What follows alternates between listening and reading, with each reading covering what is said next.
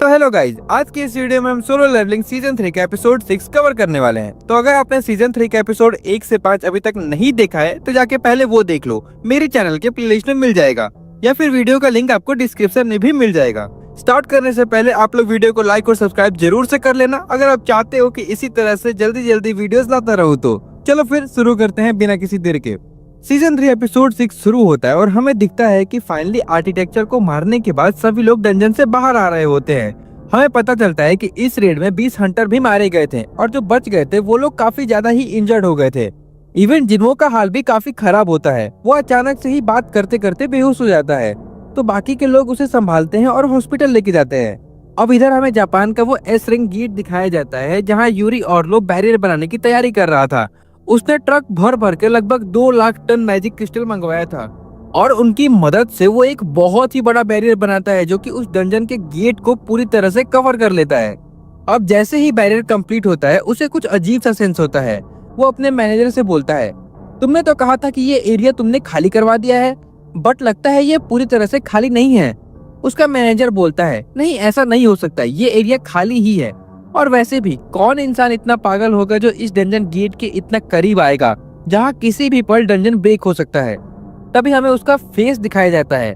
वो और कोई नहीं जिन्हो का फादर होता है। वो बोलने लगता है, चलो फाइनली ये स्टार्ट होने वाला है, सब कुछ वैसा ही हो रहा है जैसे भविष्यवाणी किया गया था।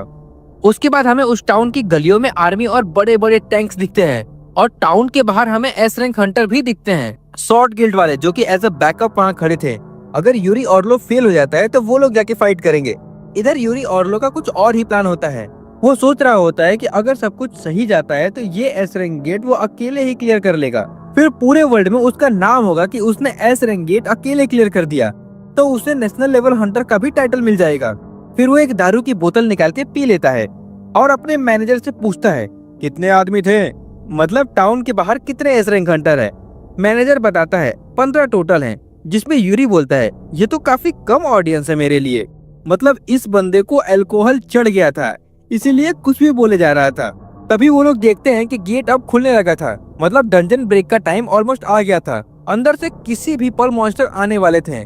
जिसके बाद सीन शिफ्ट होता है और हमें जिन्हो दिखाई देता है। वो हॉस्पिटल में होता है लेकिन अब उसको होश आ गया था। तभी वहाँ जिन्हो आता है।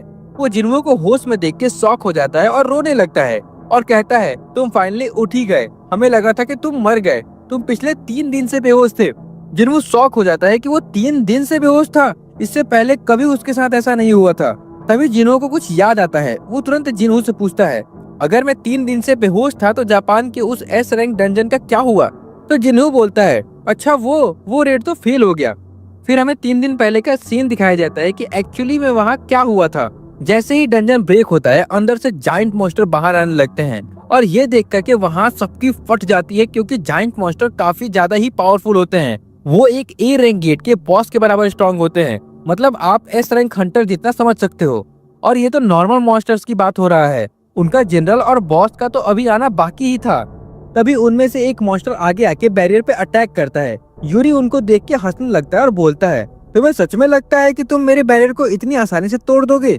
तभी वहाँ एक और जाइंट आगे आता है और दूसरे जाइंट का सर पकड़ के दूर फेंक देता है, क्योंकि वो बैरियर नहीं तोड़ पा रहा था। ये देख करके यूरी की फट जाती है। उसके चेहरे पे साफ साफ डर दिख रहा था। फिर वो दूसरा जाइंट सिर्फ एक ही अटैक में बैरियर के 2 टुकड़े कर देता है और यूरी ऑर्लो को पकड़ के जिंदा निकल जाता है। लिटरली उसे खुद को डिफेंड करने तक का मौका भी नहीं मिलता और वो कहाँ अकेले ही एस रैंक डंजन को क्लियर करने के सपने देख रहा था।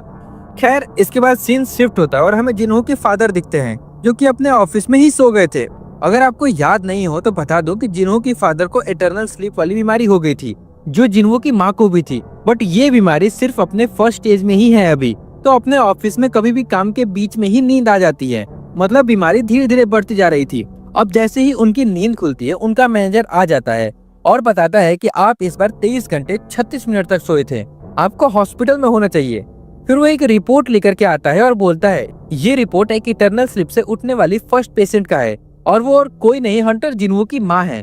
जिन्हो का फादर सोचने लगता है, तो इसका मतलब जिन्हो के पास जरूर इस डिजीज का क्योर होगा। फिर वो अपने मैनेजर से पूछता है, इसके अलावा और कोई न्यूज है हमारे गिल्ड को लेके। तो मैनेजर बोलता है, नहीं, लेकिन एक लड़की आपसे मिलना चाहती है और वो उसे अंदर बुलाता है। वो लड़की अंदर आके पूछती है आखिर आपको ये बीमारी कब से है। जिसके बाद सीन शिफ्ट हो जाता है और हमें फिर से वो जापान का एस रैंक गेट दिखाई देता है, जहाँ बहुत ज्यादा तबाही हो चुका था। बड़े बड़े जाइंट मॉन्स्टर टोक्यो के गलियों में घूम रहे होते हैं। इधर आर्मी वाले अपने पूरी कोशिश कर रहे होते हैं उन्हें रोकने की। वो लोग लगातार टैंक से फायरिंग कर रहे थे, बट उन मॉन्स्टर्स पे हल्का भी असर नहीं होता है और वो सारे टैंक्स को उठा के फेंकने लगते हैं। मतलब चारों तरफ सिर्फ तबाही ही मची होती है। तभी वहाँ एस रैंक हंटर्स की एंट्री होती है जो टाउन के बाहर वेट कर रहे थे। वो लोग तुरंत जाइंट मॉन्स्टर्स पे अटैक कर देते हैं, बट वो मॉन्स्टर साइज में इतने बड़े होने के बावजूद भी उनकी स्पीड काफी तेज होती है और वो उनके अटैक से इजीली बच जाते हैं। तभी हमें ऊपर हवा में एक हेलीकॉप्टर दिखाई देता है जो मीडिया वालों का होता है। मतलब ऊपर से सब कुछ रिकॉर्ड हो रहा होता है और पूरे वर्ल्ड में ये सब लाइव चल रहा होता है। हमें दिखाई देता है कि जिन्वो भी ये लाइव देख रहा होता है और वो सोच रहा होता है कि अगर ऐसा ही चलता रहा तो यहाँ भी जेजू आइलैंड की तरह काफी लोग मर जाएंगे और ये सिर्फ जापान नहीं पूरे एशिया को इम्पैक्ट करेगा, इसीलिए मुझे जल्दी से वहाँ जाना चाहिए। तभी पीछे से आवाज आती है, मत जाओ। जिन्वो पीछे देखता है तो उसकी बहन होती है। वो धीमी आवाज में बोलती है, मत जाओ भैया। जिन्वो उसके पास जाता है और उसके सर पे हाथ रख के बोलता है, तुम चिंता मत करो, मैं नहीं जाऊंगा। वैसे भी मैं आजकल ज्यादा काम कर रहा हूँ, तो अब कुछ टाइम के लिए मैं सब कुछ छोड़कर रेस्ट करने वाला हूँ। इसके बाद जिन्वो एक पार्क में जाके बैठ जाता है और वहाँ बेरू को बुलाता है। बेरू बोलता है, यस माय किंग, मैं आपकी क्या सेवा कर सकता हूँ। जिन्वो बोलता है, तुम फिर से के ड्रामा देख रहे हो? मैंने तुम्हें जिन्हा को देखने बोला था ना। खैर, जिन्हा कैसी है आजकल? बेरू बताता है कि वो खाना नहीं खाती और ना ही सोती है, बस दिन भर अपने रूम में होती है। जिन्वो समझ जाता है कि जो कुछ भी स्कूल में उस दिन हुआ उसके बाद से वो काफी ज्यादा डिस्टर्ब हो चुकी है, लेकिन उसे समझ नहीं आ रहा था कि वो इसे कैसे ठीक करे। तभी जिन्हो के सामने एक कार आ जाती है और वह उसे जिन्हो के फादर के ऑफिस ले जाते हैं। जिन्हो के फादर से पूछता है, आखिर आपको मेरी क्या जरूरत पड़ गई? वो बोलता है, थैंक यू मेरे बुलाने पे आने के लिए। मेरा नाम हान है और मैं यूजी कंस्ट्रक्शन का चेयरमैन हूँ। उसके बाद वो एक ब्लैंक चेक जिन्हो की तरफ बढ़ा देता है और बोलता है, मुझे पता है कि इस दुनिया में सब कुछ पैसे से नहीं खरीदा जा सकता, पर फिर भी मैं ये बस एक एज अ थैंक यू देना चाहता हूँ। जिन्हो कंफ्यूज होकर पूछता है, आखिर ऐसा क्या चाहिए आपको मुझसे? तो चेयरमैन हान बोलता है, मुझे भी वही बीमारी है जो तुम्हारी माँ को थी। जिन्हो बोलता है, ये बात जिन्हो को पता है? जिसपे चेयरमैन हान बोलता है, नहीं, ये बात सिर्फ मेरी वाइफ और मेरे 2-3 सेक्रेटरीज को पता है और अब मैंने तुम्हें भी बता दिया। हमें बहुत रिसर्च करने के बाद पता चला कि इस बीमारी से आज तक सिर्फ एक ही पेशेंट ठीक हो पाई है पूरे वर्ल्ड में, जो कि तुम्हारी माँ है। तो मुझे नहीं लगता कि ये कोई कोइंसिडेंस होगा, इसलिए मुझे बस सच्चाई जाननी है। अगर तुम मेरी हेल्प करते हो तो मैं तुम्हारा ये काइंडनेस जिंदगी भर नहीं भूलूंगा। बट जिन्वो डिसाइड नहीं कर पा रहा होता है कि उसे होली वाटर ऑफ लाइफ देना चाहिए या नहीं, क्योंकि उसकी क्वांटिटी लिमिटेड ही होती है। इसके बाद सीन शिफ्ट होता है और हमें वो एस रैंक गेट फिर से दिखाई देता है, जहां अब सारे जाइंट मॉन्स्टर्स मिलके पूरे टाउन के बिल्डिंग, पेड़ पौधे डिस्ट्रॉय कर रहे होते हैं और रास्ते में जो भी ह्यूमन आ रहा होता है उनको निगल रहे होते हैं। ये सब ऊपर से हेलीकॉप्टर में बैठे जापान के कैमरामैन कैप्चर कर रहे होते हैं और लाइव चल रहा होता है। उस टाउन में ऑलमोस्ट सारे लोग छोड़ के जा चुके थे या फिर जो नहीं गए थे उनको मॉन्स्टर ने मार दिया था, बट पता नहीं क्यों कैमरामैन को अब तक कुछ नहीं हुआ था।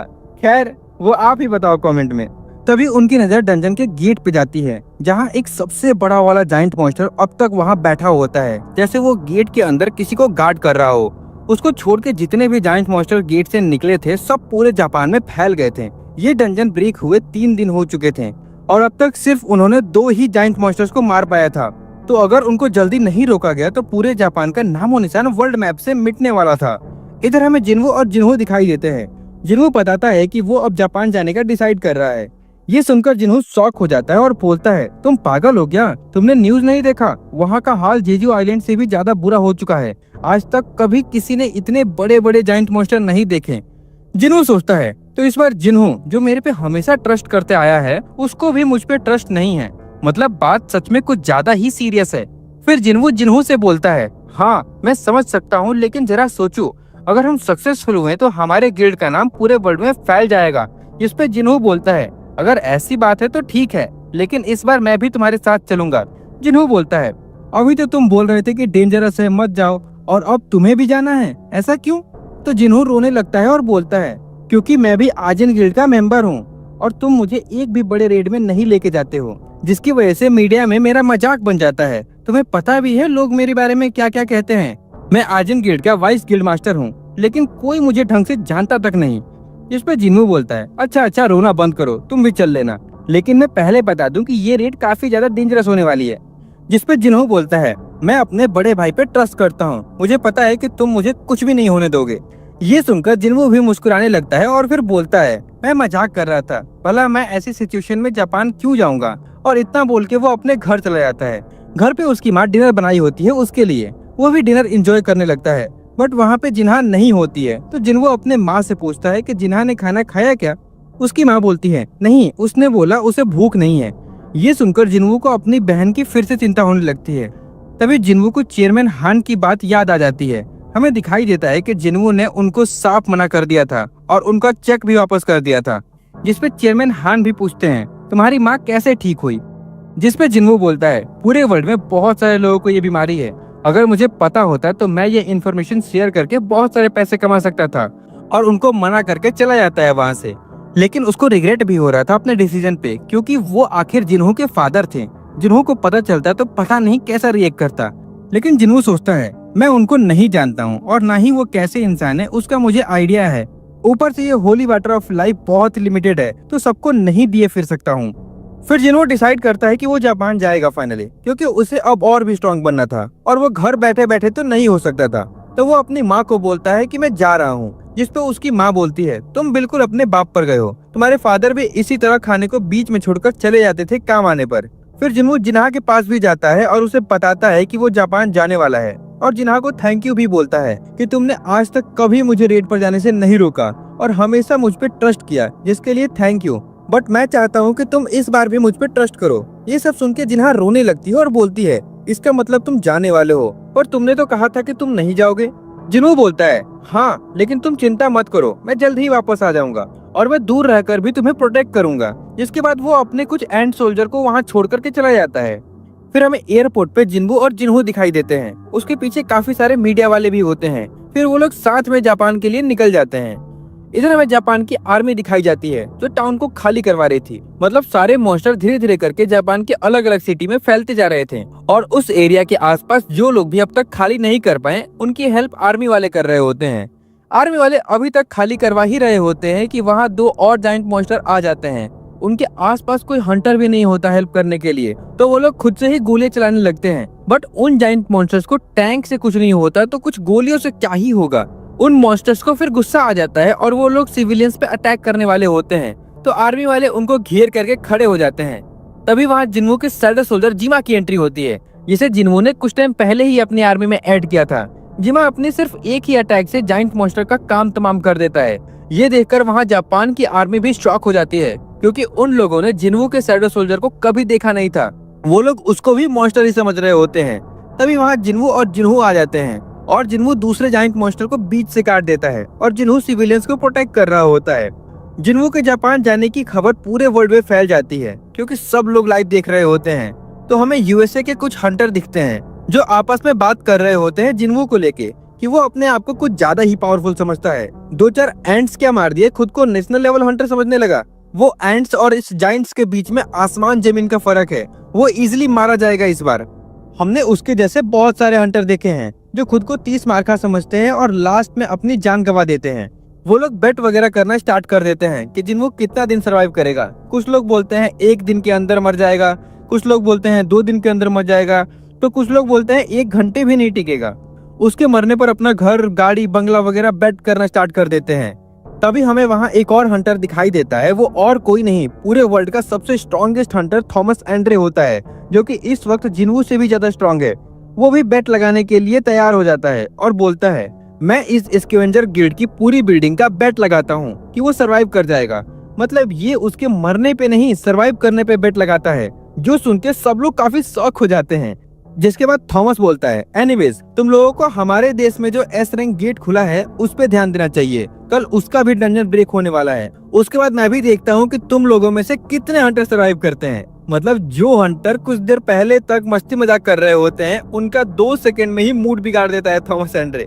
खैर, इसके बाद अब जापान का सीन फाइनली दिखाया जाता है, जहाँ मीडिया वाले ऊपर से सब कुछ कवर कर रहे होते हैं। जिन्हों और उसके शैडो सोल्जर को फाइट करते हुए लाइव दिखाया जा रहा होता है, जहाँ जिन्हों के आने से पहले सिर्फ 2 जाइंट मारे थे जापान वालों ने 3 दिन में।